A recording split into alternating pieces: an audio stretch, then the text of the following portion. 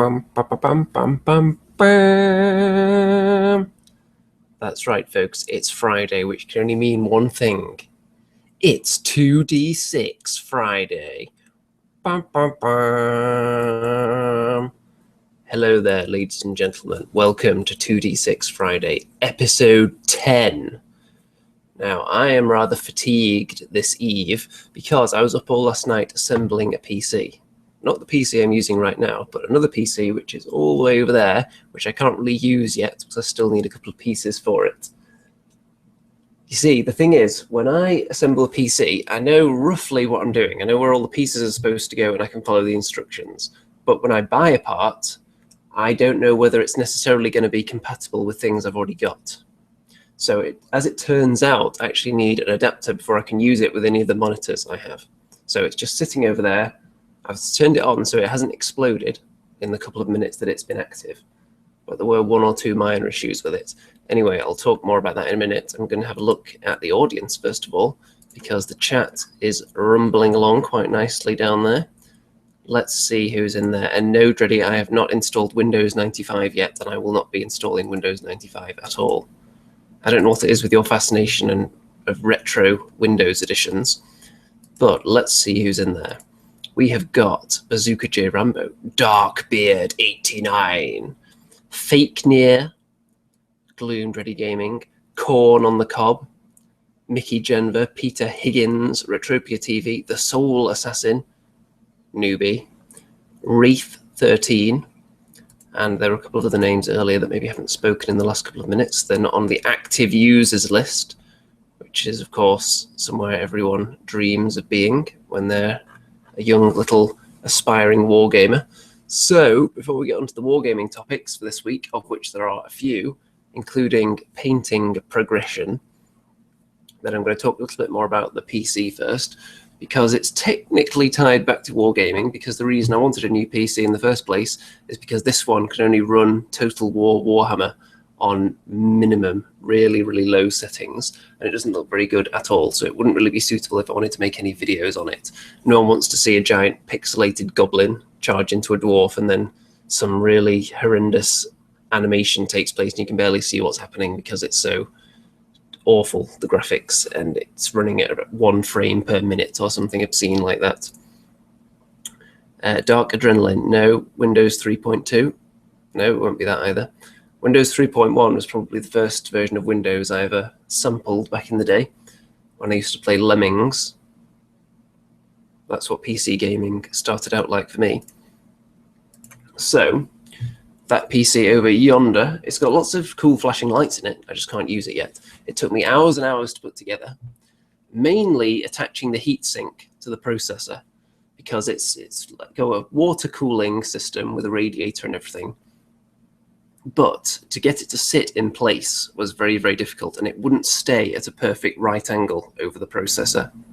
Even with the brackets holding it in place, it still turned ever so slightly to one side.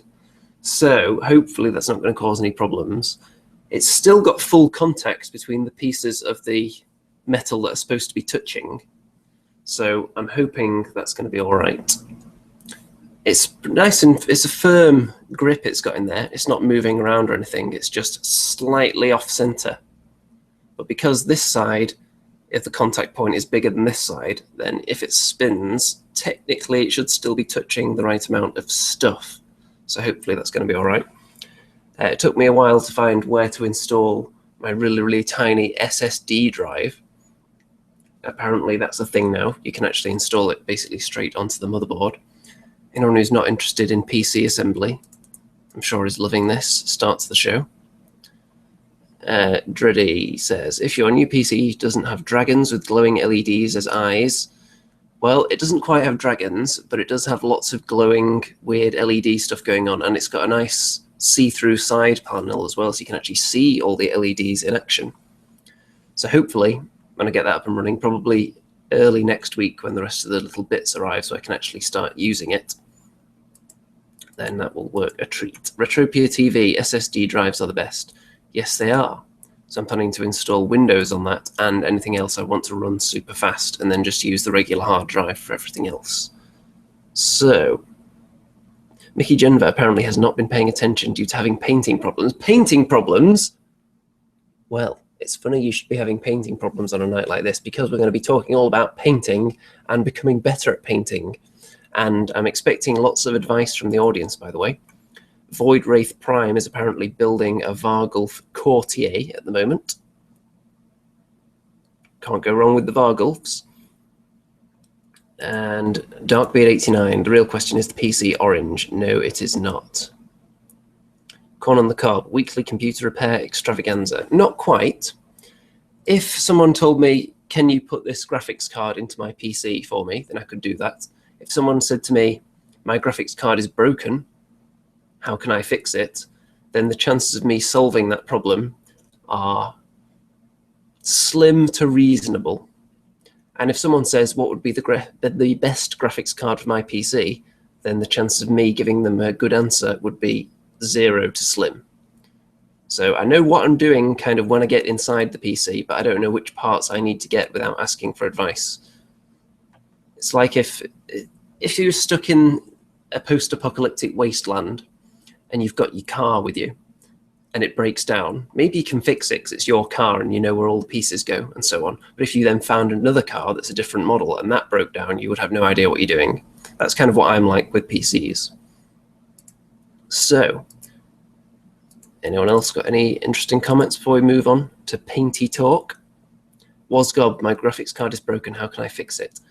Well, I think first of all, you should take it out, and then this applies to any computer component. You get the biggest magnet you can, especially hard drives, run it around the top, because occasionally you'll have a bit of metal that's fallen off inside the component and you'll want to like pull it out with the magnet. And then you get some kind of really strong alcohol and pour it directly into the component. This is especially good for graphics cards, by the way. Basically soak it in there for about 3 days and then use a hairdryer to make sure it's completely dry and then put it back in and it'll be fine. Bazooka J Rambo, cars are pretty similar. Well, are they? I wouldn't know because I'm not a car person. Corn on the Cob apparently hasn't been able to make it to live shows in a while, which, while disgraceful in some ways, is also kind of understandable because people do need money, I suppose. Dreddy says, then put it in the microwave for 3 minutes. Yes. If you're repairing any PC component, the microwave is an essential tool in your repairing endeavors, certainly.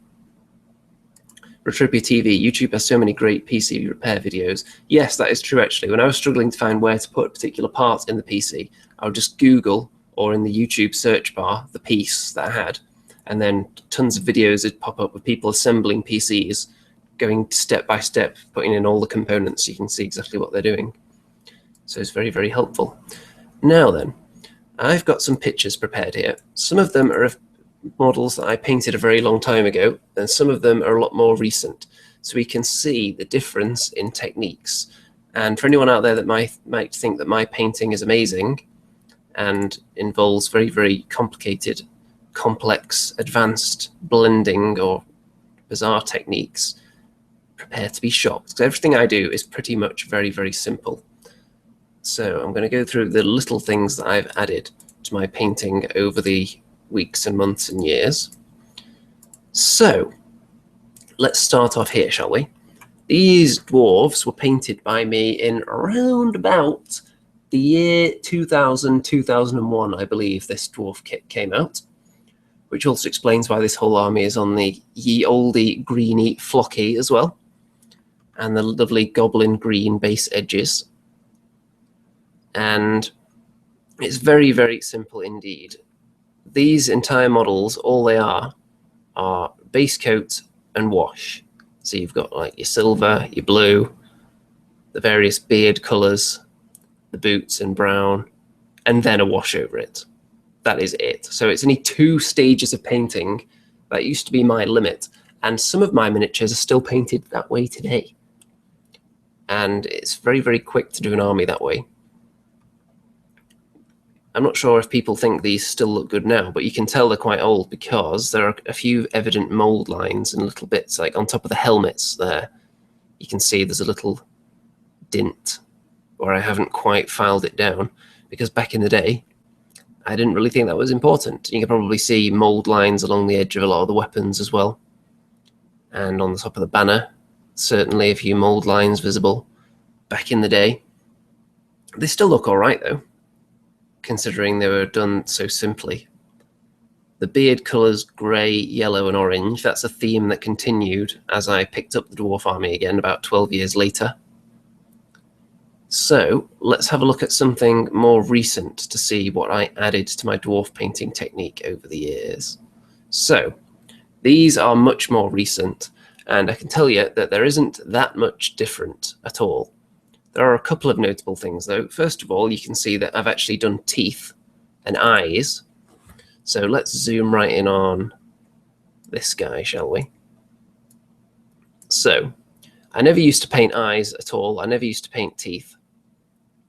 Also, on some of these, I think there may be a little bit of reapplying of the original color over the wash, possibly on the skin, because that's a really simple step that does make quite a big difference. I'm not sure whether it's on these guys or not, but it might be. But as you can see, most of it is just still base coat and wash. And of course I had to continue with the goblin green and the lovely flock. Ye old flock that used to be able to buy in Games Workshop in a bag for about £5, and I've still got some in a white tub somewhere.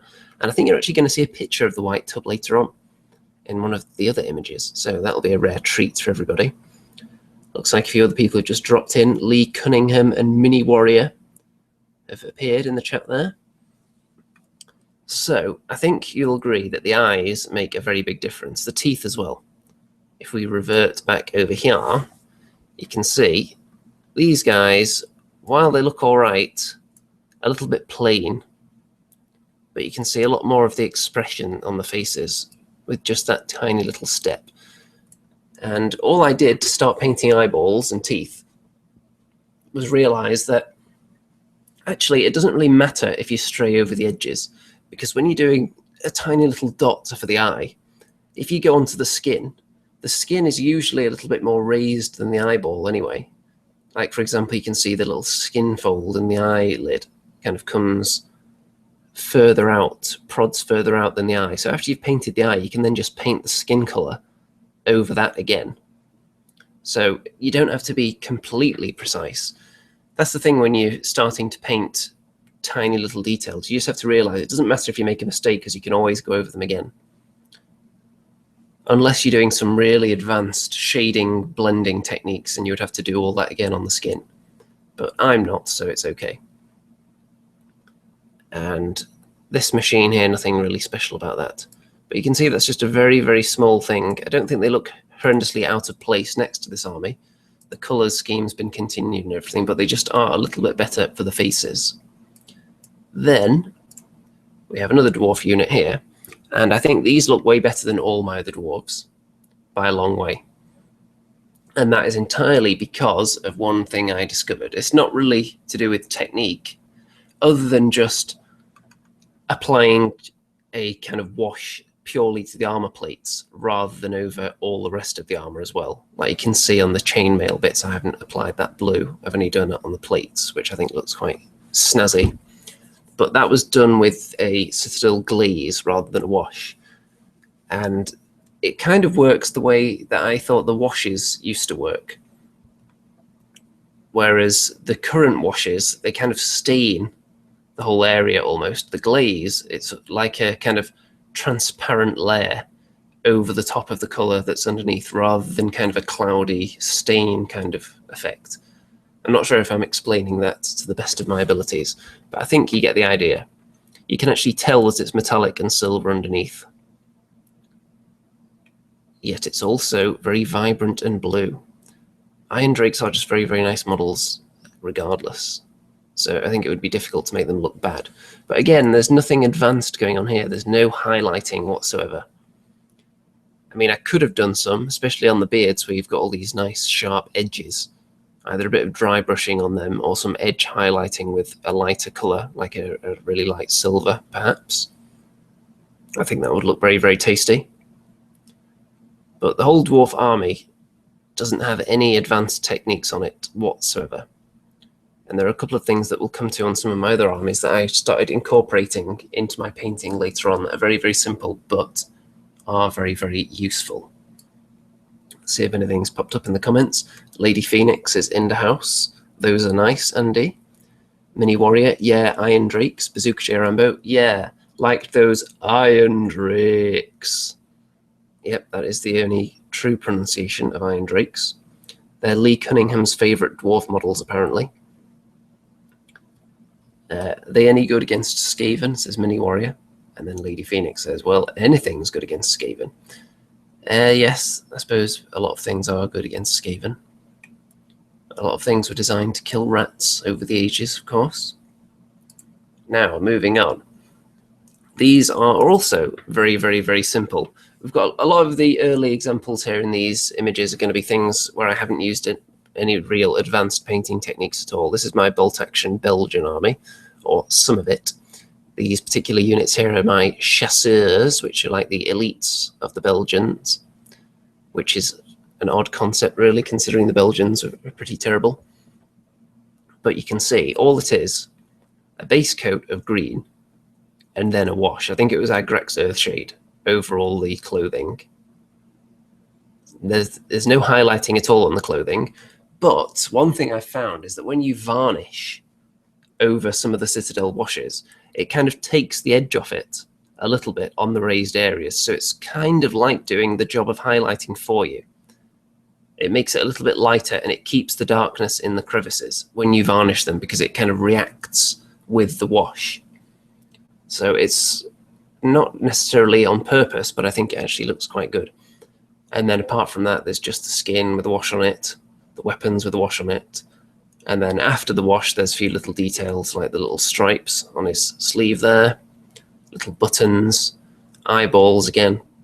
And a lot of my models, when I do eyes, they kind of look like ventriloquist dummies, because they have the eyes can be quite big, and they're usually looking to the side, because it's a lot easier to do a black dot and a white dot side by side than it is to do a white circle with a black tiny dot in the middle. So it's easier to make them look to one side than it is straight ahead, I found. And then that tank there, you can't get much more simple than that. The base coat, wash, and then just dry brush the whole thing with white, which is something we haven't really seen yet as I've been going through these pictures. But you're going to be noticing a lot more dry brushing as we go on, because it's something I've started incorporating a lot more. I did used to use dry brushing a lot back in the day when I was but a wee lad, but not in the same way I use it now. Back then I would use it, for example, on a Chaos Warrior. I would just prime it black and then dry brush the whole thing in silver, and that would be done as far as I was concerned. And I'm sure there are still some people that paint that way, especially those that are painting huge amounts of models trying to get an army done really fast, for example, for a tournament. Lee Cunningham never used varnish. I varnish everything. I usually use a matte varnish, but with metal models like these Belgians, I use a gloss varnish first, then a matte varnish. And sometimes I'll even use a gloss varnish, then another coat of gloss varnish on the corners, like the pointy elbows, because those are the prime positions for paint chips, and then the matte varnish over that. So a lot of varnish. Let's move on. Now here's something I tried at one point. This is a Dreadball team, Forge Fathers, and these are base coat, and then instead of having washes individual for each color, these were with quick shade.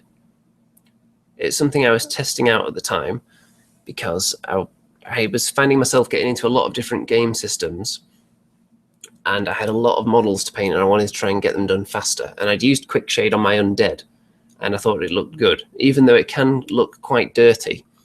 On these guys, I think it looks okay. They're a little dirtier than I want. For example, on the white, I would like them not to be so dirty on like the tops of the shoulders. I would rather it just be in the crevices. But I'm sure if you used a lighter shade, then you could definitely do that. I mean, you could just use something like Agrax Earthshade over the whole model, but I've found that Agrax Earthshade kind of affects the whole color rather than just sinks into the crevices. Like with this quick shade, you can clearly see that it's very, very strong yellow and a blue and a white. the colours stay very distinct. It doesn't tie colours together the same way something like an Agrax Earthshade might, which might be what you're looking for. And you can also see it's in some areas it pooled a little bit. You can probably spot a couple of like armpits or around the feet. It's quite difficult to stop it doing that. There is a more watery version you can get that comes in a bottle rather than a tin. But yes, this is my first attempt at using the quick shade on an army or a team that wasn't intended to look like they'd just crawled out of the earth. Let's see. Roadkiller85. Andy, saw your last show, which was again great. Of course, all my shows are. You were talking a bit about Rust. Yes, I'll probably talk a bit about Rust later. I'm not sure I've got any pictures prepared, but I can probably find some because I have been using that recently. So I will definitely talk about that. Let's see. Retropia TV. I used to use Quickshade around 2008, but now my talent with washes has increased and I haven't used it in years. Yes, all it is just a big time saver, really. For example, if you've got a big horde of zombies that you want to get done, base coat, Quickshade, done. Even though Quickshade can leave them shiny, so you probably have to varnish them afterwards. Then, this is another Dreadball team I did. This is the Z's, and I think these actually look really good, even though, again, it's very simple, and looking at them close up, you probably think there's not that much to them. But I like how they turned out. For a start, they've got eyes, which I'm quite proud of the eyes on these guys, actually, especially this guy over here. And all they are, this was me using that blue glaze again, which once I discovered, I started using it on a lot of different models because I thought it was so versatile and useful.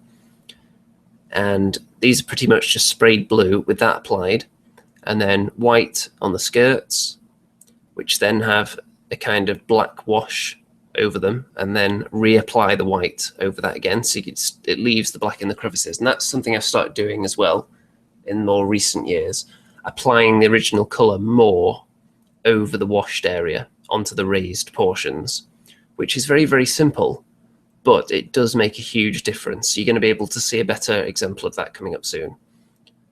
Also, the basing on these I think is nice as well. Thomas Washk says the bases are great, and yes, the models too. I'm assuming he's still talking about the monkeys here. Those are done with Tamiya clear paints, the green and the red, obviously, because in Dreadball you have your front facing, which is the area that you can affect, and then behind you, you can't do anything. So it's nice to have a clear distinction between the two. And I also wanted it to be see-through because I wanted to see which hex I was on, because in Dreadball you can see that certain hexes are the positions you can shoot from. So I want it to be clear if there's a big mass of players bundled up in one area. I want it to be very, very clear who's standing on which hex. That's why I went for transparent paints there. You can't see necessarily how transparent they are from this angle, but from directly above you certainly can. Moving on. Now, as proud as I am of this model, it's mainly for the building. The painting I don't think is particularly good, but I'm going to show you in the next picture in a minute how I kind of moved on from this. This is all pretty much base coat, washing, and a lot of dry brushing as well. If you look at the skin, you can see that it's dry brushed kind of over purple, because there was a skin color of some description applied to it, and then I washed the whole thing in purple and then dry brushed skin really heavily over it. So you can still see bits of purple under the eyes there, and under the nose and inside the mouth, and in some of the like grooves where it goes right to the edge of the other components, like around this kind of imprinted symbol here. Skeleton flower, that is just freaky. Yes, it is quite freaky. Very, very freaky indeed. I think I've only used it in a couple of games though, because my whole 40k Slaanesh Chaos Army isn't particularly big. I've only got this and about 15 other models, I think. It's something I should probably have to get back to eventually. Gloom Dreddy. Andy is that boy from Toy Story who made all the toy abominations. Yes, people have drawn that comparison in the past. These weapons are magnetized as well. So if I've wanted to switch them out, depending on what they do with the rules, if they give them different options, that would be interesting. This whole groinal cannon here was something I was very, very pleased with how that turned out. can't necessarily see it from this angle, but it looks, the whole surrounding area where the cannon's emerging looks very, very disturbing. It's almost like it's giving birth to this gun that's got like a slug crawling on top of it. It's really, really weird. And lots of pipes going in and out. But as far as the paintwork, very, very simple. You can see there's a little bit of edge highlighting, actually. The purple, let's get a little bit closer, shall we? You can see on these areas here, there's a bit of purple edge highlighting going on the claws.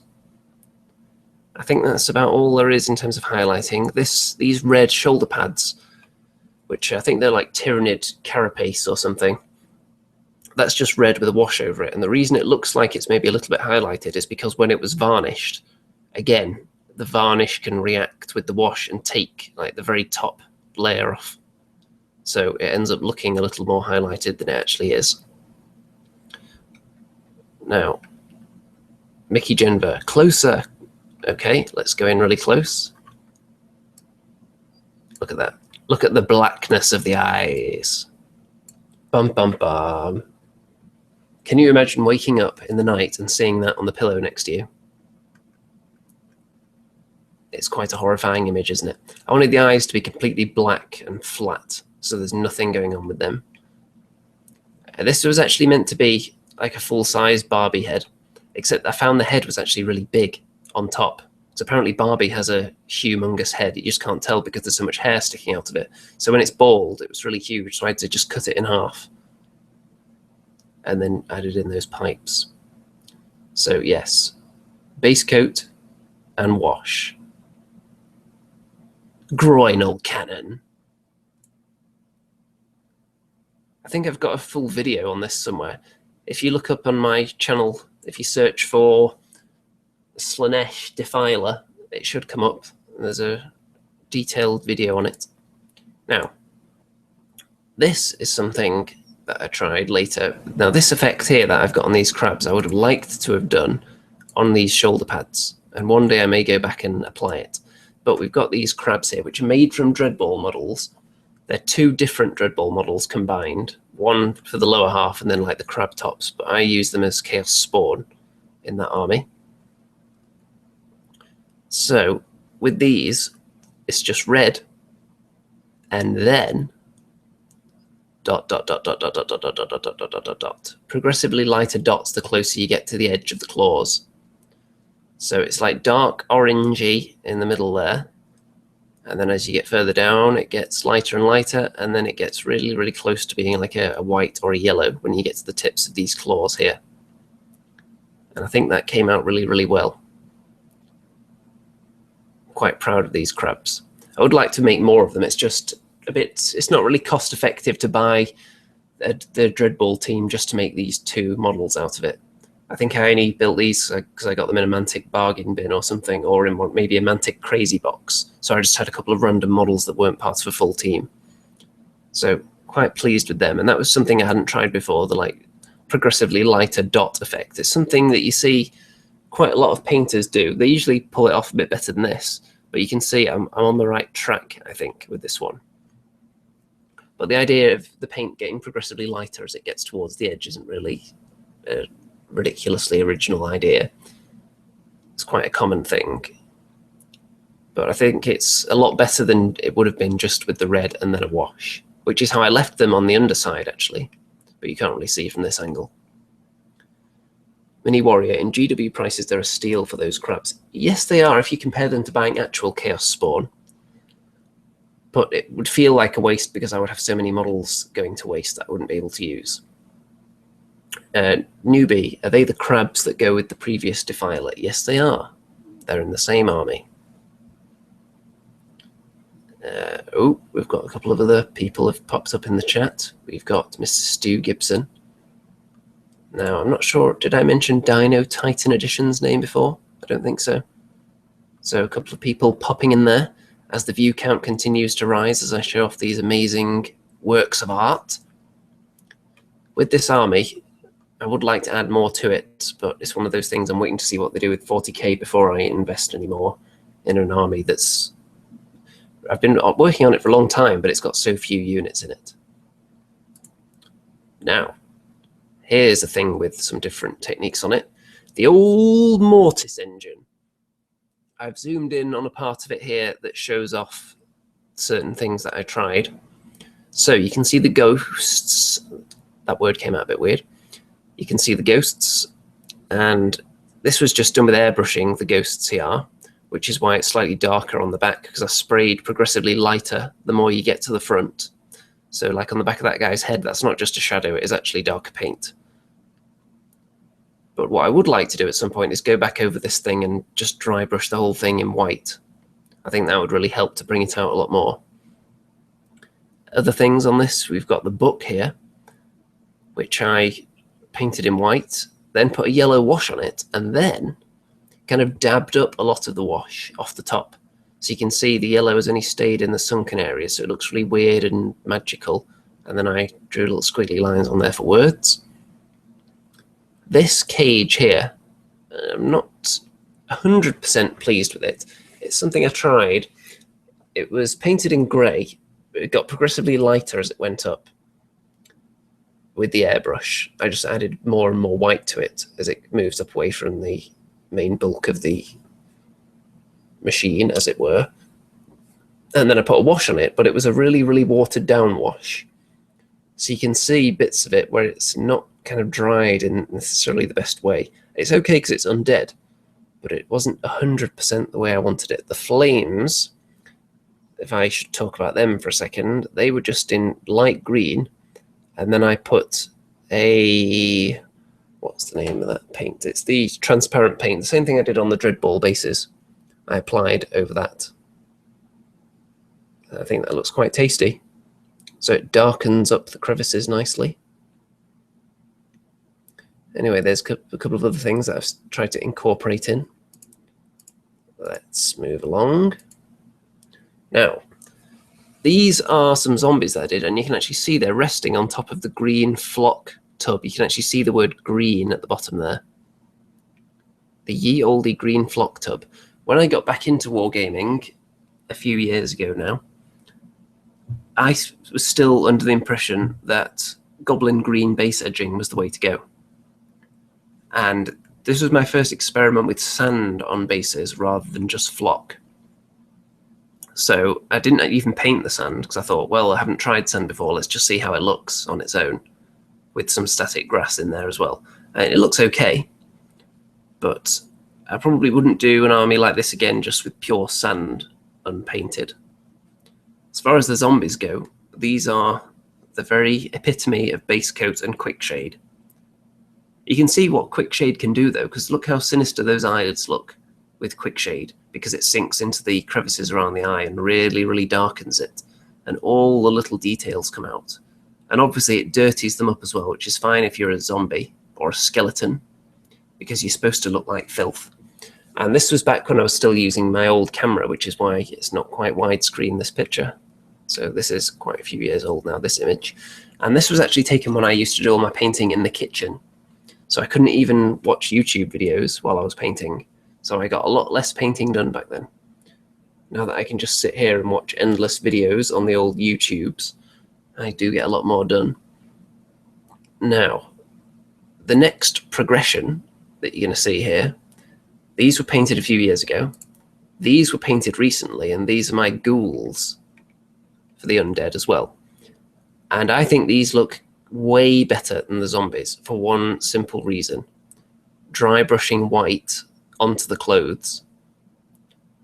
Very, very simple step, but I think it makes a huge difference. If you compare the kind of boring kind of flatness of these clothes with just a bit of shade in them, compared to, there's much more color contrast. Even though they're only gray, you can see how it goes from white all the way down to the dark gray right in the crevices from the quick shade. They're still quick shaded, but just that dry brushing layer, just that tiny little bit of extra effort, I think goes a long, long way here.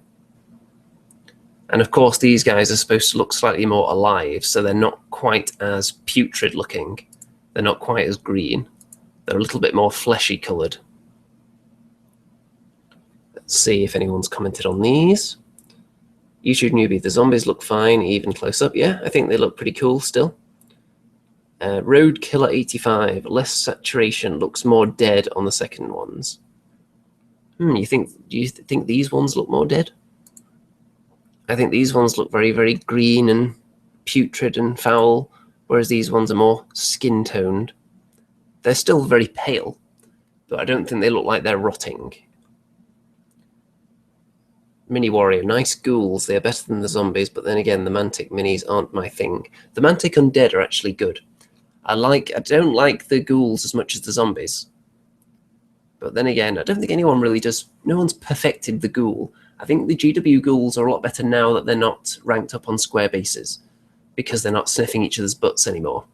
And that was what they used to be known as. They used to be called the butt sniffers, the GW ghouls. The Mantic ones are okay, and what I do like is that they're virtually interchangeable with the zombie parts. You can see there are quite a lot of the zombie parts, like these torsos, actually made their way into the ghouls here. So I managed to get some quite unique looking ghouls there. You can tell they're still ghouls though, because they got weapons and they're wearing more clothes for the most part, and they're not quite as greenish. Let's see. Newbie is a fan of the ghouls. Dino Titan Edition. Ha ha ha, butt sniffer. Yes, the GW ghouls were a big fan of sniffing each other's butts. Maybe they were evolved from dogs somehow.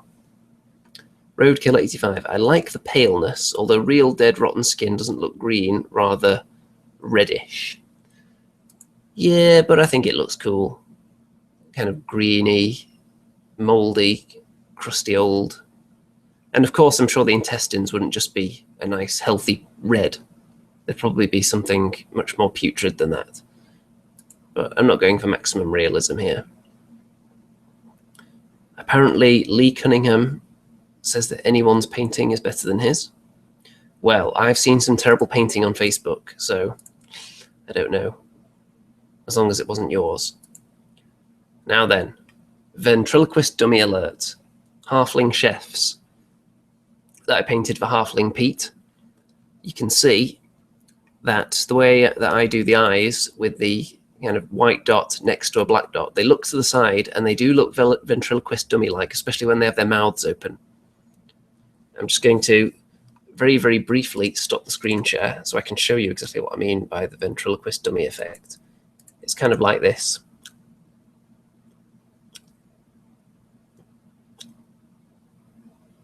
You get the idea with that. So let's get back to the screen share. Okay, there we go. So with these guys, the hats and the clothes, this is one of the better examples of when I've applied the base coat, then a wash, which was probably Nuln Oil in this case, and then gone over again with white onto all the raised areas. So you get really, really strong darkness in the crevices, and it just makes them look a lot more three-dimensional. It's the same on the hats as well, and I think I've probably done something similar on the flesh as well, like the noses, you can see are a little bit lighter. And they've got teeth as well. Let's see, Mini Warrior loves the chefs. You've got to love halflings. Yes, and let's face it, Halfling Pete was never going to paint them. Although there is news on the Halfling Pete front, actually, because he is going to be available to play some games soon. So I'm probably going to give him a couple of games of Kings of War with the rules for the halflings that are out there now. And maybe a couple of other things. I'm not sure if we're going to play 40k or not. He does have a really big Praetorian Imperial Guard army, but I'm probably not the best guy to teach him how to play 40k, and I don't have any of the current rules for the Imperial Guard handy. So we'll see. Definitely Kings of War, though, since they've really picked up the halfling baton, as it were. Moving on. Now, this is some of the crazier stuff now. Goblin flea bags. You can see this is my experiment with snow basing. And with these mantic goblins in general, I thought, well, I'm going to start a completely new army. It doesn't have to fit in with anything I've ever painted before in my life. So why don't I just go nuts and try some different things on them? And that's exactly what I did. So, airbrush effect on the beasts. So, this was discovered by accident because I airbrushed orange onto the riders, which covered the top half of the beast. And I thought, actually, that looks quite good because it kind of fades as it goes to the underside where it's pure white underneath. But I can't just have them the same color as the guy riding on top of them. That would just look weird. So I used the old wonderful blue glaze and put that over the entire monster skin.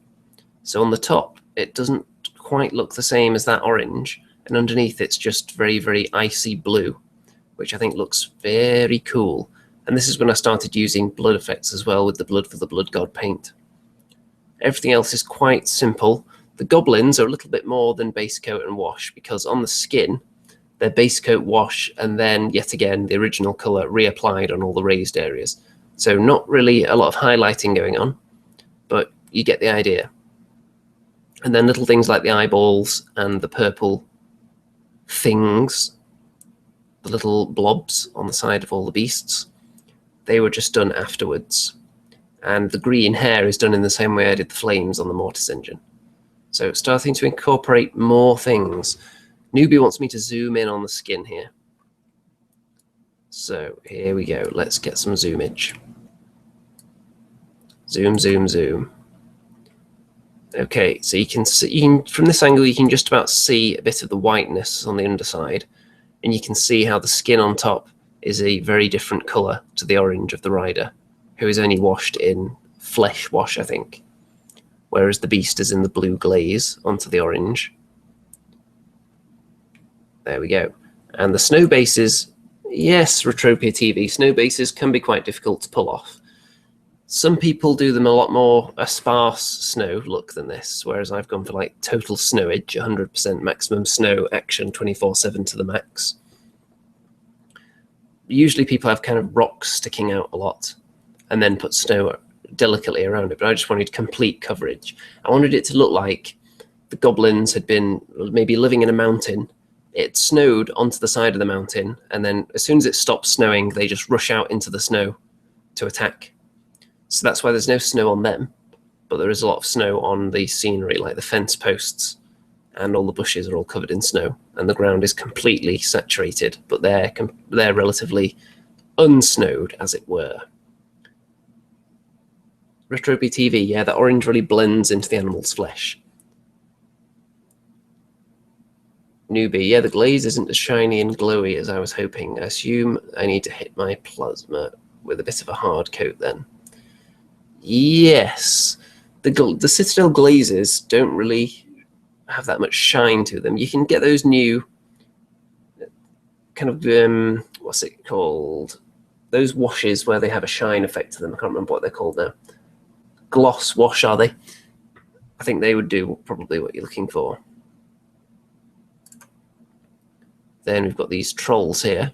And the technique from this picture that I want to talk about is the idea of multiple layers of wash, which I used on these, and I also used it to paint the kind of dark African skin color on my Belgian Congo soldiers. So whatever the underlying color is, in this instance, it's a very, very bright green. And with my Belgian Congo soldiers, it was like a pink skin color. And then over the top of that, 4 or 5 layers of Agrax Earthshade. So it's still quite light on the raised bits there, as if it would look when the light is on it. But most of it does look very, very, very dark. I found this a lot easier than just painting dark green and then highlighting. Repeatedly applying a wash has almost the same effect, and it's much more simple, at least to my mind. And then if you mess up any little bits, if there's a little crevice that gets any other paint in it, then you can just use a dark green in there, and I'm sure no one will notice. So that's one way of doing really darkened skin. Let's move on to the next. Okay, this is a game system that I haven't really done much in terms of complicated painting for. This is Relics and some of my newer. These are all base coats and washes. The only dry brushing is on the base. And I actually think they look okay. There is clearly a lot more I could do on them, but I don't really intend to do any more on them. A lot of the games of Relics that I played were over Hangouts, and especially going forward, I think the majority of games of Relics that I might play would be over Hangouts. So I don't see the need to go completely to town with the paint job on them, because you wouldn't be able to see them in that high quality anyway. Maybe with my new webcam, people might be able to. But I think they still look all right. I like the little grass tufts as well. I think I've run out of this particular type of grass, but I think they do look pretty sweet. Roadkiller 85, Bioshock, yes. This one on the right in particular with the many eyes does look very, very, very Bioshock-esque. He just needs a little girl running around with him. Horrifying little girl. Moving on. Okay, we come to one of my favourite topics, edge highlighting. So we're onto my Space Marines here, of course. Dark Angels, Ravenwing, Landspeeder. I use the same on all my bikes. The same edge highlighting. So all it is, black base coat, and then an edge highlight with grey. And then on the corners, it's a lighter grey, which has been lightened with white. So you can see all the corners have that little bit of extra lightness on there, which I think looks very, very effective. And it's very, very simple as well. It can seem quite daunting at first, getting all those very, very thin lines, but especially on a model like this, where all the edges are really, really sharp, it's not actually that difficult. As long as you remember to use the side of your brush, then very, very important to do that. And also, if you mess up a little bit, then you don't have to worry about it, because you can just go in there with the detail or fine detail later on and just put a little bit of black over the bit that you messed up to thin the line out again. So it's another one of those things. If something looks difficult and you think you're going to spill paint onto the wrong region, you don't really have to worry about it, because you can always go back and fix it. And another thing I'm going to talk about from this model as well, you see the little eagle symbol there with the wings. I like a lot how these came out. My Ravenwing bikes have a lot of this on them as well. It's just white with a wash over it. I think I used a blue wash for them. And you can see the same up there as well on the wings, on the ornament atop the thing. Let's zoom in on that actually. So it's the base coat of white, then the wash, either black or blue, and then with a very, very thin brush, painting in all the individual feathers of the wing. And I actually think it looks really, really good. A lot of my Space Marines have that look on them, and it's one of those things, it's time consuming but easy, which I don't mind so much. If it's time consuming and difficult, I'm probably not going to do it. So if it's going to take a long time, it better be damn easy, so I can do it kind of an autopilot. And if it's not going to take long at all, then it can be a little bit more difficult. But if it's going to take a long time, it has to be easy as far as I'm concerned. So quite pleased with how that came out. I don't think I've used that in that many games. I usually prefer to use the old Terminators more. Speaking of which, here are the Deathwing Knights. Now these are one of the better examples of the whole base coat wash and then applying the base color over the top onto all the raised areas. Now, you might say they look a bit flat. Some people have leveled that accusation at these miniatures, but I don't really mind that. And for people with a bit more painting skill than me, you could easily add more highlights to them. But to give you an example, you see this area here around his knee joint where it's dark. So you can clearly see that the base color has then been reapplied over the top of the wash onto all the raised bits, leaving all the corners and crevices untouched, so they remain dark, for example, in the wrist joint and between the fingers there. And you can see that kind of that feathery wing effect on all these shields as well, where I've just got a fine brush and just painted each individual one in over the top of the darker color underneath, which I think makes quite a nice difference. The midget alien hat carrier, according to Newbie, although he's actually carrying a sword in this instance, the Watcher in the Dark, he was pretty much dry brushed, and also he had a green wash over him as well. And you can see that his foot has actually inherited a little bit of the green from the green wash, because little did I know that the old Games Workshop washes were so incredibly soluble that when you put a matte varnish over them, they start running into it and they run off onto the different areas. So you can see his foot is a little bit green because of that. Then let's see, anything else to talk about on these guys? The rest of it is mostly just base coat and wash, so like all the weapons, the weapon heads, the weapon shafts, and so on. Not too complicated at all, but I think these do look nice. I think they look very, very effective. Oh, what's that? Somebody wants to be added to the Facebook group. Well, I'm going to go over to the Facebook group now and have a look and see who it is that wants to be added. Oh, there we go. Approved. So we now have a new member in, oh, and they've asked to join another Facebook group, and they've also been approved. So there we go. Little bit of maintenance there mid-show. So I think you'll agree these guys look quite effective. I've actually had 2 more of these on the table.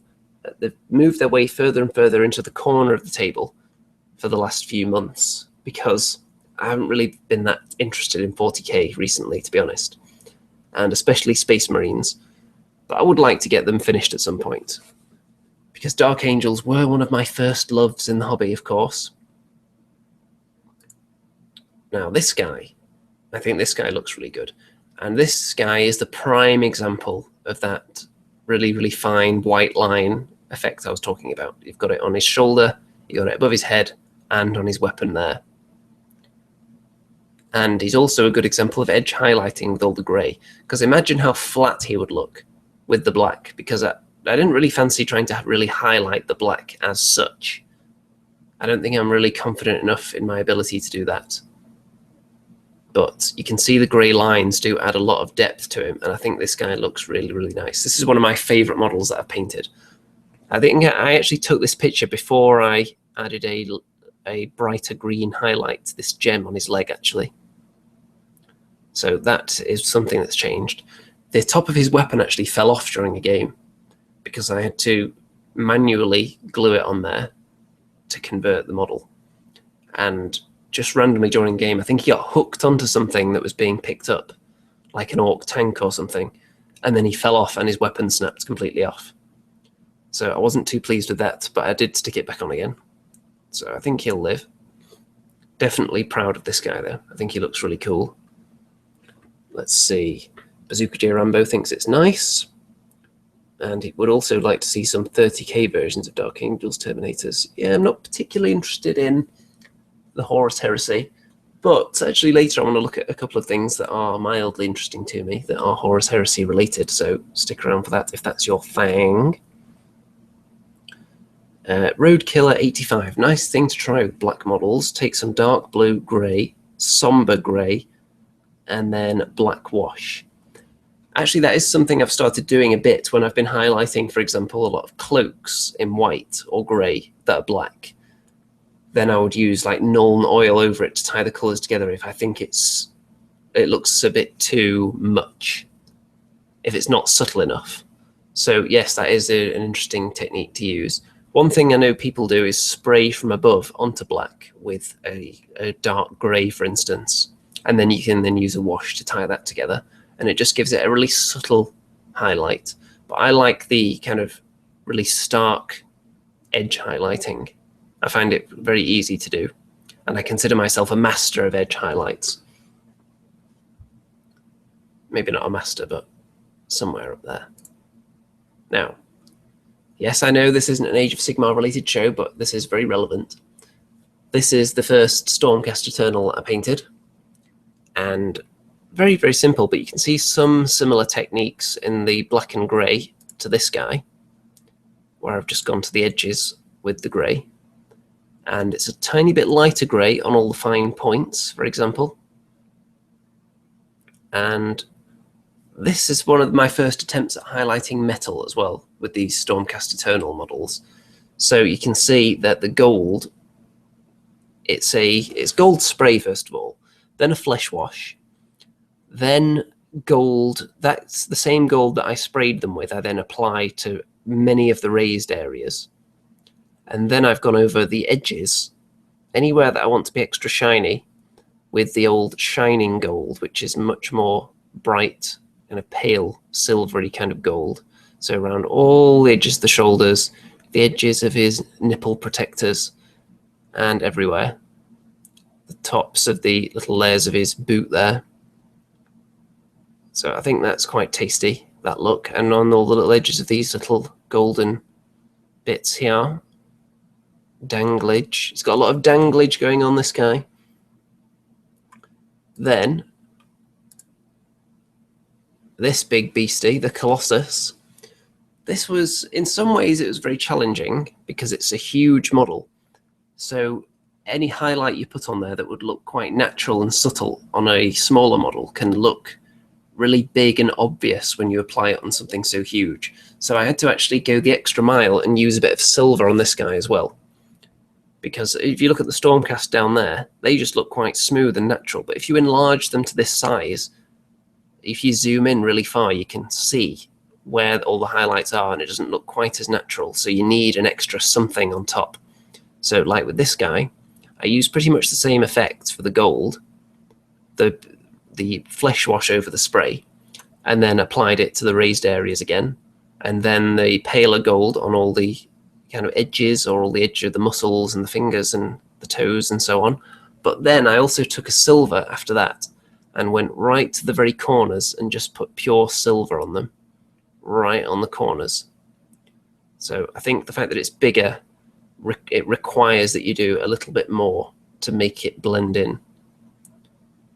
And I think it came out quite nicely. I would like to see someone who's a really, really top level painter paint one of these and see what they could do with it, because I think even the one I've done, I think looks really good. But I think someone who's really an expert in their craft could do a really amazing job with it. Even though it's not technically a miniature, I think it's more like an action figure. But I would really like to see what someone could do with it. If they could make it look just like the one from the film, just like from Jason and the Argonauts, that would be really impressive. I would like to see that.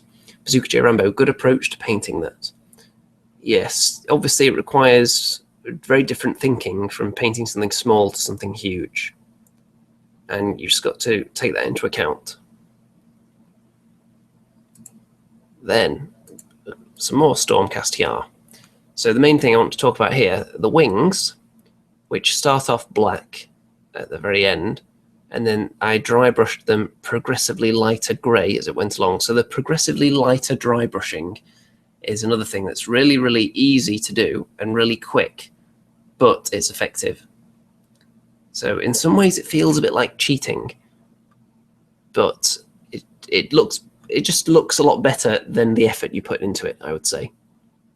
And I think the dry brushing on this bird actually came out really nicely as well. If you've got a really nice kind of textured surface like all these feathers and you dry brush them, I think you're generally going to be onto a winner. So I think he looks really good, that bird. Very nice indeed. With it's grey and then kind of lighter dry brush of white all over, especially on the edges, to keep it a bit lighter. The other notable Stormcast thing I want to mention here, the dangly scrolly bits that you'll have seen. He's got one there as well. That's just another case like the Deathwing Terminators of like the bone colour, then a wash over that, and then covering all the areas that aren't letters basically in the original colour again. So the wash only stays deep down there, and it really brightens up the area at the top, and it's a much bigger colour contrast. You can see it quite a bit on here as well, on his danglers dangling down between his legs. You need a bit of danglage action now and then. And then this guy that I just finished painting very, very recently, I'm going to go into a lot of detail on how I painted him on my What I Painted This Month video.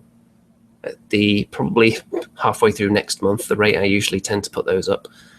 But you can see this shield, just using that technique with the wash and then applying the base color over the top, that shield, the little scroll on it, I actually think that looks really professional. And the same goes for the bit down here on the back armor plate. So that's probably the bit that I think looks the best. Also the monster skin, which has a bit of a dry brush of white over the scaly parts, which I think brings that out a lot. And a lot of people have complimented me on this model. I did spend a lot of time on it. But that's one thing, dry brushing, strategic dry brushing, not just blanket across the whole model. Thinking about where the dry brushing is going to go and applying it in a controlled manner. So I'm going to be talking a lot more about this guy in a future video. So I'm going to drop the old screen share for a second. and I'm going to look at what I'm going to discuss next, and then we're going to dive into the comments, see what people are saying in there.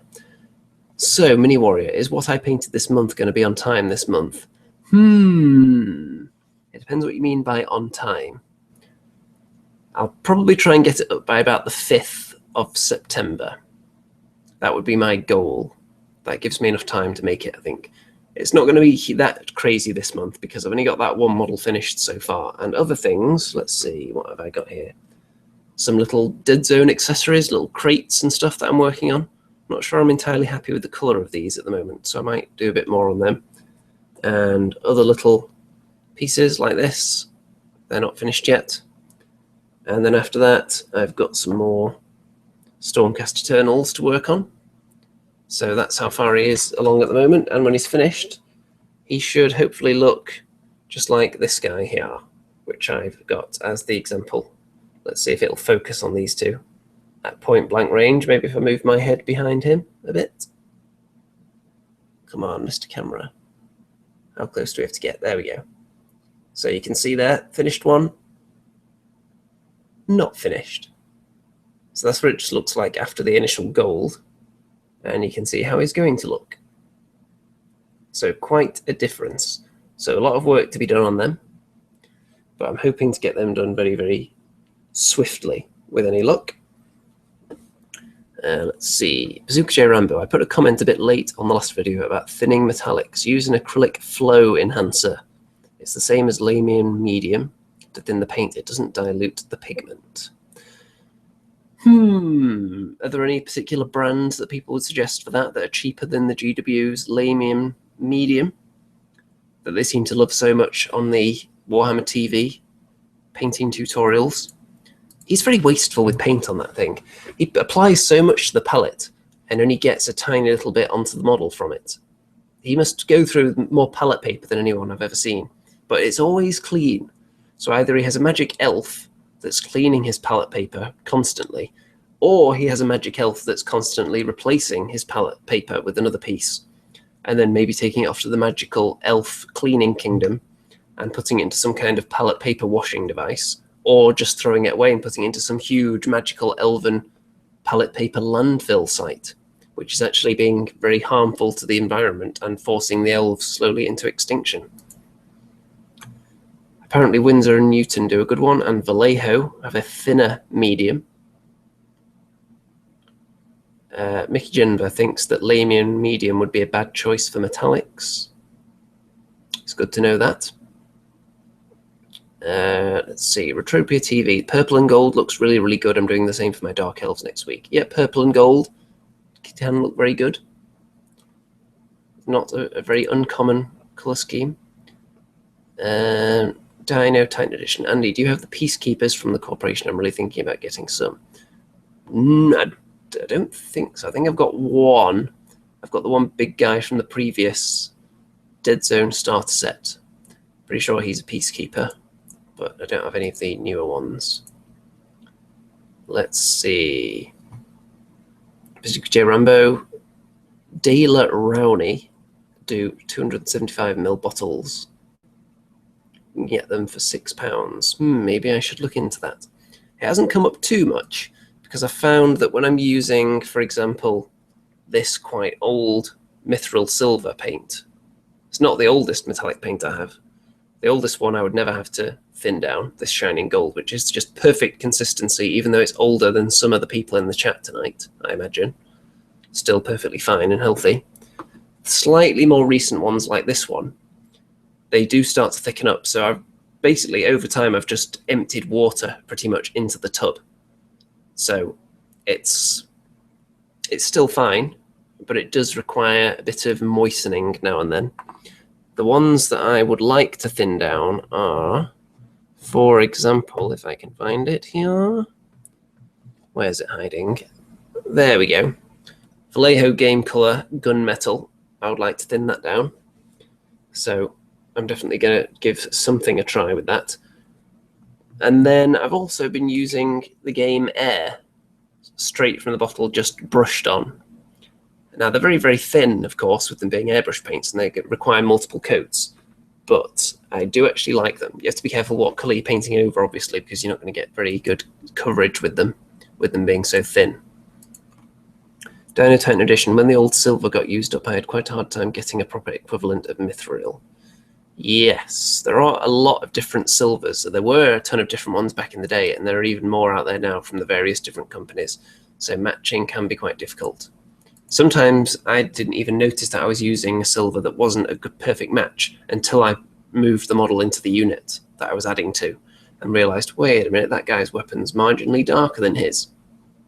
But sometimes if it's a bit lighter, then you can occasionally just apply a second wash to it to darken it up a bit, which I found helps. Right, there are a couple of things I wanted to look at here, because normally when I'm looking at new releases of stuff, I kind of neglect Forge World, mainly because they have things like this that don't really interest me. Big giant Tau robots for £250, which I'm sure some people in their right mind would purchase, but as long as I'm in my right mind, I won't be purchasing one of these. Obviously they're nice, but I just wouldn't really have any use for such a mammoth beast, and I wouldn't feel like my paintwork would do something that huge justice. So it's probably something I would never invest in a model at that price point, I imagine. But there is something I did want to look at, actually. Now, I'm not a big fan of Horus Heresy in general, but I was just looking while doing my research for new releases to talk about here, and I saw this guy. And this guy, of course, reminded me of the old model, the old missile launcher that used to look exactly like that, almost. And they're trying very hard to recapture the old look clearly with some of this 30k stuff, but kind of bring it up to date. It reminds me, the way I would describe it, if you look at Star Wars and you've got your X-Wings and your Rebel uniforms and such, in the original trilogy, they look good, but they do age. So when they brought out the prequels, they thought, well, we've got shiny technology now, so let's make everything really clean and shiny and amazing. But it just didn't look as good. But then in the most recent Star Wars film, they've kind of taken the same approach that I think Forge World have done with this. It has the look of the old, but it's very, very subtly modernized. For example, the guy is more of a consistent scale compared to the old Space Marines. Just subtle things like that. So it has the same look, it just looks better, if that would be the best way of describing it. I think all that makes sense. Let me know if that didn't make any sense to people, and I'll try and explain it in a different manner. And they've got some other stuff. Let's see. I'll scroll down until something else catches my eye. Another missile launcher dude that's a bit pointy. Still going. None of these are really grabbing my attention. Maybe this guy with his beak. So you can have a tactical squad for the low, low price of only £90. Yeah, this is one of the reasons I've never really made any effort to get into the Horus Heresy, because of this kind of pricing. Then, let's see, anything else catching my eye? I suppose this guy's quite cool. I remember back in the day when Games Workshop did offer lots of different Space Marine armor types in metal that you could order through mail order only. I did once plan to build an army with the kind of cool different helmets that were similar, in a similar vein to this. Not quite so evil looking though. Retropia TV, Andy shopping for 40k live. My life is complete now. Well, I wouldn't say it's technically shopping, because I ain't going to be clicking on the order button, that's for sure. Now, a couple of other things. Conflict 47. I'm not going to talk a huge amount about this tonight, because I want to do a show on weird World War stuff in general at some point in the future, and probably get someone on to talk about that with me. But I've kept a little bit of an eye on this. When I first heard about it, I wasn't that excited about it. I watched one of the videos on, I think it was on Beasts of War, where they were showing you how it works, and it's very, very recognizable as just bolt action, but with extras thrown on there, which is what I was hoping Gates of Antares was going to be. But it seems like they maybe did too much with Gates of Antares, and I wasn't so keen on how that looked rules-wise because of some of the changes they made. But I could see myself, if not actually getting any of these walkers or anything, maybe at the very least using my Belgians against someone else who's using all this crazy new stuff. I think that would be kind of a fun, bizarro kind of game to have. But the idea of walkers, well, let's see what this one's made of, actually. So this is out of metal. Okay, that puts me off a bit. If this was plastic, that was going to be one thing. But that's the reason I wanted to look. If it was metal or resin, I wouldn't be too keen on it with these really thin, spindly-looking legs. That doesn't inspire me greatly, I have to say. Let's have a look at some of the others. So heavy, kind of armoured infantry, they're metal as well. Is it all metal, I wonder? Let's try this guy. Allied Grizzly Medium Walker, metal and resin. So I would imagine the body is resin, and maybe the weapon is metal, perhaps? Because I know they don't like doing really thin parts like gun barrels in resin. So if that one's in resin, that would be a bit more exciting. But I would say they look like a slightly more believable version of the War Machine jacks, don't they? That's what I would say. So they don't blow me away or anything, but they look okay. Let's try... What else is there? There's the rule book. £30 for the rule book. I do quite like that tank barrel. That looks quite cool. But I think the chassis is just a general tank, so I think it's like an upgrade you can get, possibly. Let's have a look at the German starter set. So you get that thing, which I'm not too keen on.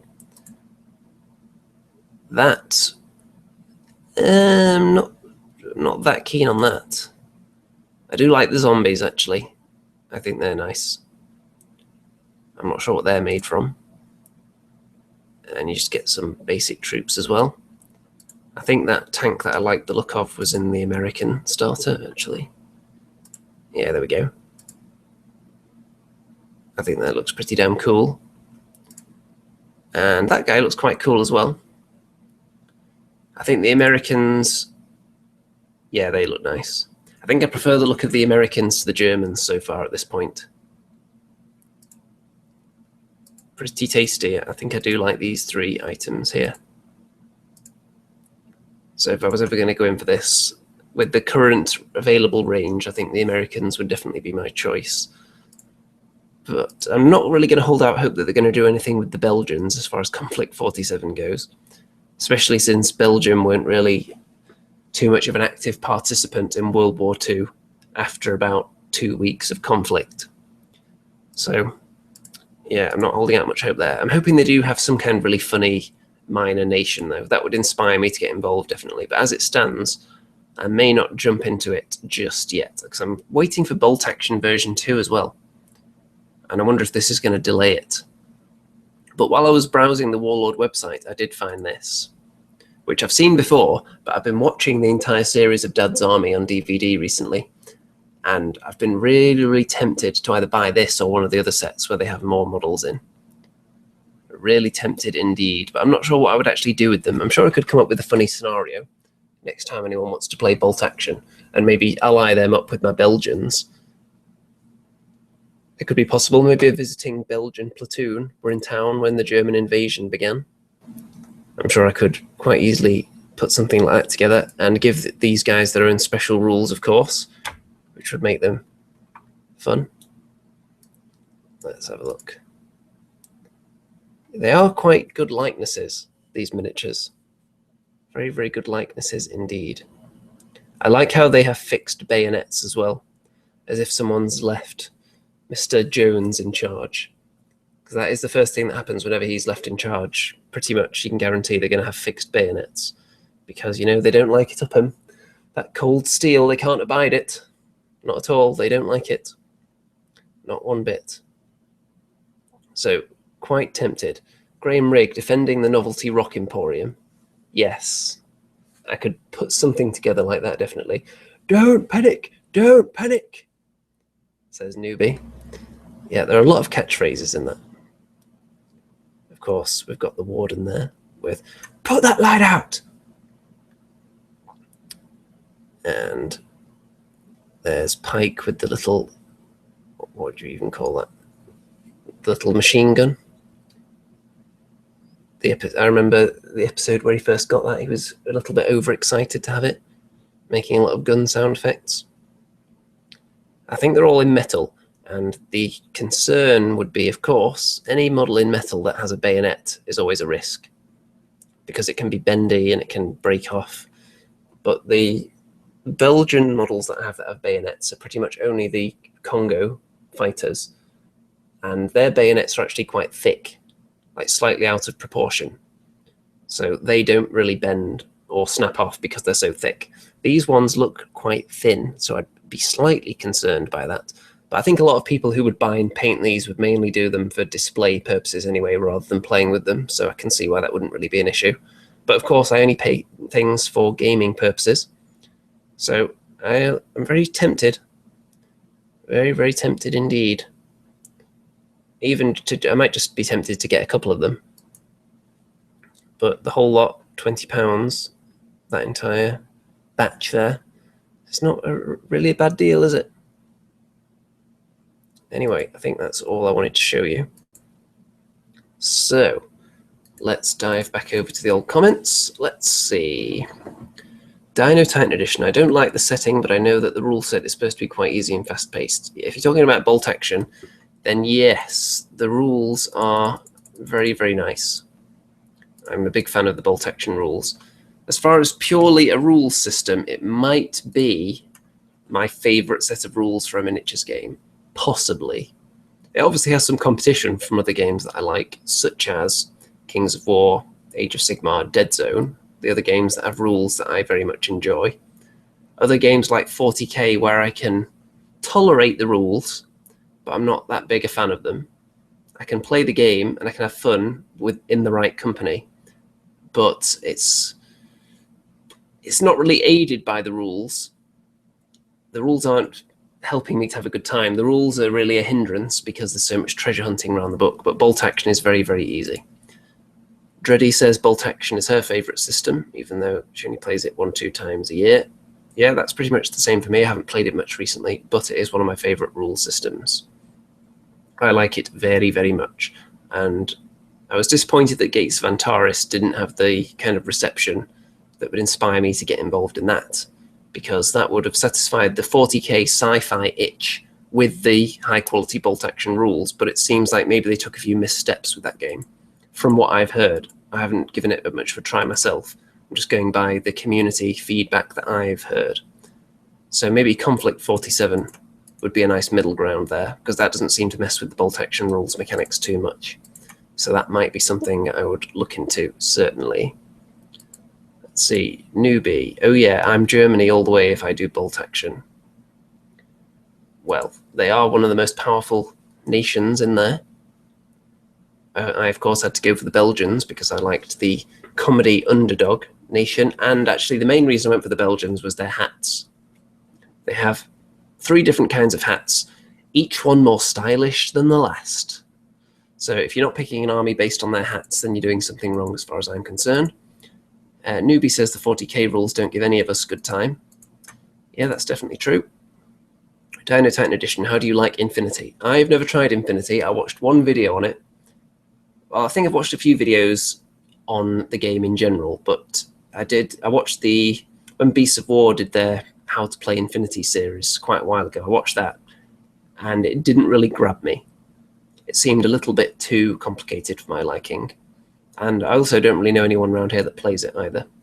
So if it came into a straight competition between Infinity and Dead Zone, then at the moment Dead Zone would have to win, because I'm very much liking the Dead Zone rules at the moment.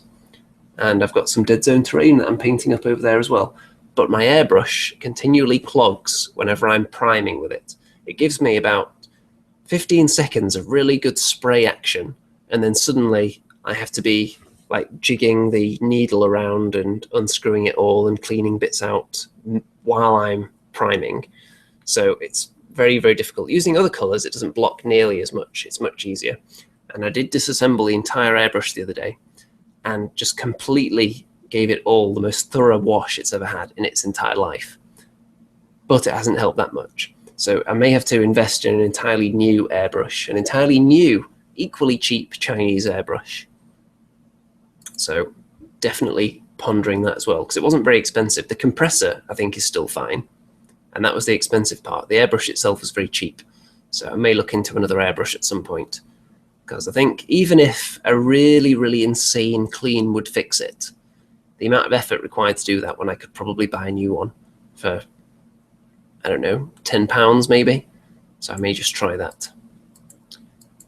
Let's see. Roadkiller85, try this. Open the bottle with your primer, then strap some stockings onto the opening, then close the bottle. Care to elaborate? Let's see. Dino Titan Edition. Starting to like Dead Zone since the minis started to get better and the material. Yes. Dead Zone, I was only put off it before because the rules were a little bit on the complicated side, and a lot of people don't like Restic. But the models aren't in Restic anymore. They're putting them out in plastic, as long as you go for the new stuff. And the rules are much more streamlined and very enjoyable, and I found myself able to pretty fluently get through games of it without having to consult the rules too much after only a couple of games, which is a good sign. It's the same thing for Kings of War. Roadkill85, the stockings work as a filter for clumps in the colour. I may have to give that a try. Or try something, because I don't really have a ready supply of stockings. So maybe if Newbie would like to send me some of his, because apparently Mickey Genver has shared the secret that Newbie actually enjoys wearing stockings on a regular basis. Well, to each their own. If it makes you feel comfortable wearing those stockings, Newbie, then go crazy. Speaking of Newbie, the club I used to go to got all over Infinity, and it seems like a good game, but it's too intense. Yeah, there are some games that they lend themselves to intensity, like War Machine, for example, which is why I'm not a huge fan of that. Retrobio TV, if you like mass amounts of tables, then Infinity is the game for you. No. Rolling on a table every now and then is fine. Rolling on a table multiple times in a turn or in an activation, not so fine. So, tables, bad. Because I know some people that even after years of playing 40k, they still haven't memorized the old, what do you need to roll if you're ballistic skill 4, and what happens if you're weapon skill 5 against weapon skill 3. They still haven't committed that to memory after playing the game for over a decade. So, tables, bad, as far as I'm concerned. Let's see. Dino Titan Edition. Getting rid of mold lines without damaging parts of the miniatures is incredibly hard. Yep, Restic he's talking about there. It can be very difficult to clean the mold lines off Restic because it's really, really hard. There are some good points to Restic, though. It's quite robust, in my experience. And also, if you compare it to something like Finecast, it's not going to melt if you leave it out on a sunny day. Of course, Finecast, even though Games Workshop have almost abandoned, they've like backpedaled away from Finecast, but there are a lot of models out there still available in that material. Dino Titan Edition. The setting of Infinity is nice, though, but the rule depth, even with the streamlined new rules, are still a pain. Yes, that's what I've heard. A lot of systems have been streamlining their rules recently, but some of them don't seem to have actually changed much at all. Some of them have, some of them kind of halfway. By the way, my hair keeps getting into my eye, and I think I'm getting close to haircut territory now, folks, because, I mean, look at that length. That is ultimate face covering, and when I'm asleep at night and the hair kind of goes across my face, it can get quite annoying. So it may be approaching time for a haircut. And you know what I'm like, when I get a haircut, it's going to be all gone. So there are a couple of options here. I could do a charity, like raise money for me to get a haircut thing, or I could do 2 fundraising pages opposed against each other. One for me to get a haircut, one for me to not get a haircut. And whichever one raises the most money for charity, that's the way I go on it. And I could, if the don't get a haircut keeps winning, then I could do another one like every 2 months or so. I think that would be an interesting way to go about it, because obviously it would raise money for charity, and eventually I would get a haircut because people would stop voting for me to keep it, presumably. Unless there's someone who's really loaded with cash and has some deep fascination with my luxurious locks, which there may be 1 or 2 of them out there. So, Dino Titan edition, why not tie it to the back? Ponytail. Yeah, I'm not sure about that. I like kind of just letting it hang as nature intended. Skeleton Flower would not be a big fan of any kind of haircut, so I'm presuming he would donate to the Don't Do It Fund, were there to be 2 competing charitable fundraising pages. I'm going to take that under advisement anyway and then decide what to do. Retropia TV, that would be me. Does that mean you would be the very wealthy person who would have a fascination with my luxurious hair and vote for it to remain? Mini Warrior, make a hair llama. Yes, wasn't there a notable wargamer who made a beard llama and like auctioned it off for an obscene amount of money? I don't think that was for charity though. So mine would have the advantage of being for charity. Dreddy, make it into 1 giant brush. Possible. I'm not sure my hair is rigid enough to be a brush though. Speaking of brushes, I did get 2 brushes the other day. One of them arrived today actually. So first of all, I wanted to try out the new Citadel base brush, because whatever I use for base coating, I seem to ruin in about 2 days. I've tried the Hydra, which is from Games and Gears, and it starts off at a point and then it kind of splits into 2 points after a while, after using it for a couple of weeks. So I haven't liked those brushes. I've gone through 2 of those and haven't had that much use out of them. Things like the... where's it gone? Okay, I don't think I've actually still got it. I think I threw it away. It was an army painter brush of some kind, an army painter base coat brush. And that started horribly going all weird, and I didn't like how the bristles were forming after a while of base coating with that. I've used Citadel detail brushes for base coating, which isn't ideal, obviously. So I thought I'll try a Citadel base brush, and hopefully it'll retain its point. It doesn't need to be a very fine point, because I'm going to be using it for the larger kind of areas, but for base coats only. So it doesn't matter if it's not a fine point. It didn't come with one of the brush top protectors, though. I bought it on eBay, so hopefully it'll still be all right. I think it's artificial bristles, so we'll see how that goes. Then I also picked up the, if I can find it, the Citadel layer brush, which is medium, and yeah, there we go.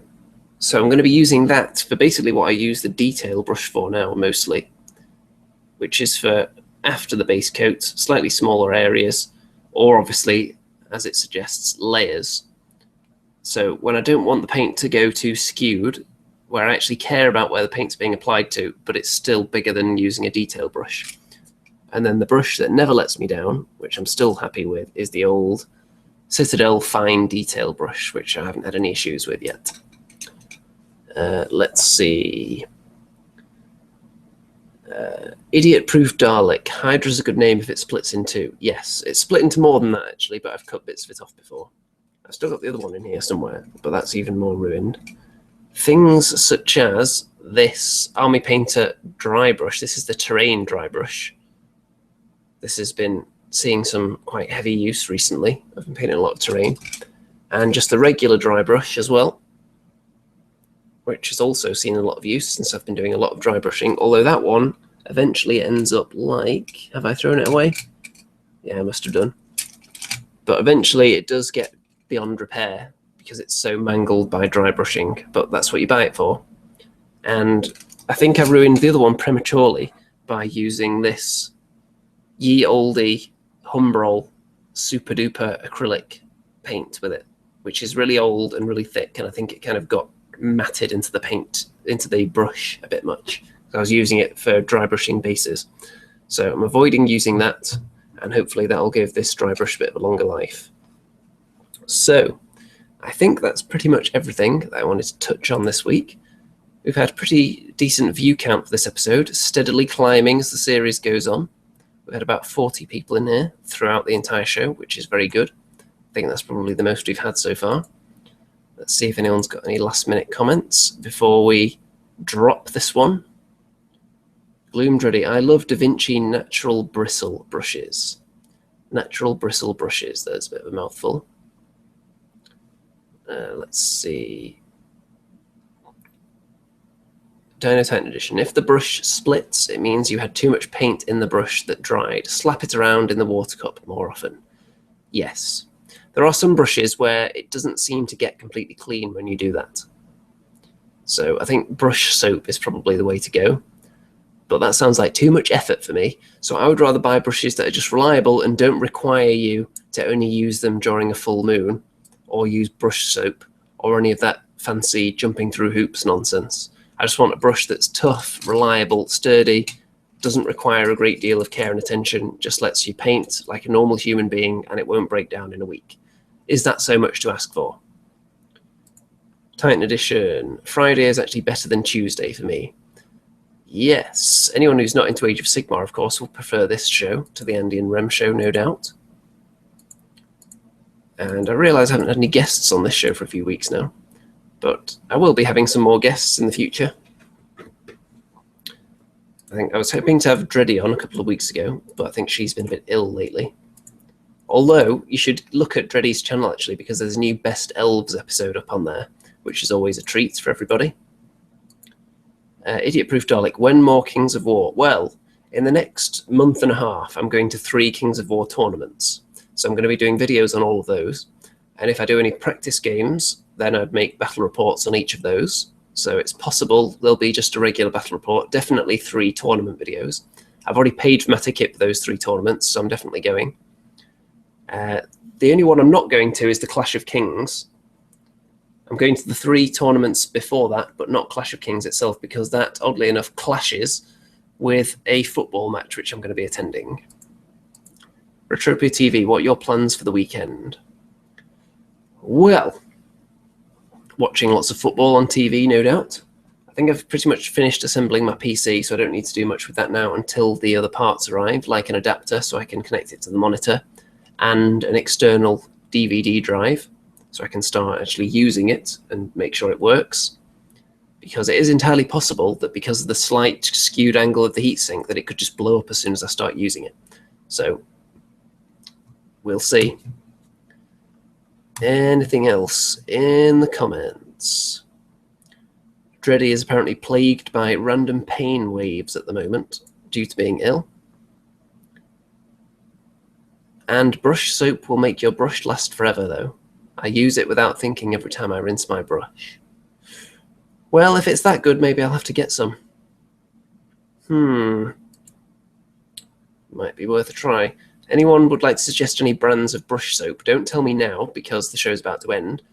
But in the permanent comments after the show, you may have to wait 15 minutes to leave a comment, but after the show, in the permanent comments, leave me some brands of brush soap that are cheap and easy to use, and I will certainly look into it. Dino Titan Edition, football as in soccer? Yes, obviously. Let's see. Am I planning on playing any games this weekend? Probably not, but I will be doing some painting, and the only gaming of any kind I might play some Fallout 4 on the PC, possibly. It's going to be a weird experience, that, because when I move my save file over to the new PC, presumably there's going to be an incredible boost in graphics quality, so it would be like playing a totally different game almost. So that's going to be interesting. And apart from that, I don't have too many other plans for this weekend. Not too many at all. So I think we're going to wrap this one up now, folks. So let's get back onto this wonderful image, which I don't know if you can even really see properly, but it's supposed to be some guy painting at a lamp with my face superimposed onto it with a very faint orange outline around my head. So, yes. On that note, it is time to say goodnight out there, whatever you are. Don't forget to like the video. Don't forget to join the Facebook group, linked in the description, where you'll find all kinds of Andy updates, goodness. And of course, if you're into Age of Sigmar, you should of course be joining the Andy and Rim Show Facebook group as well, where you'll see all kinds of Age of Sigmar related goodness. And I will say good night.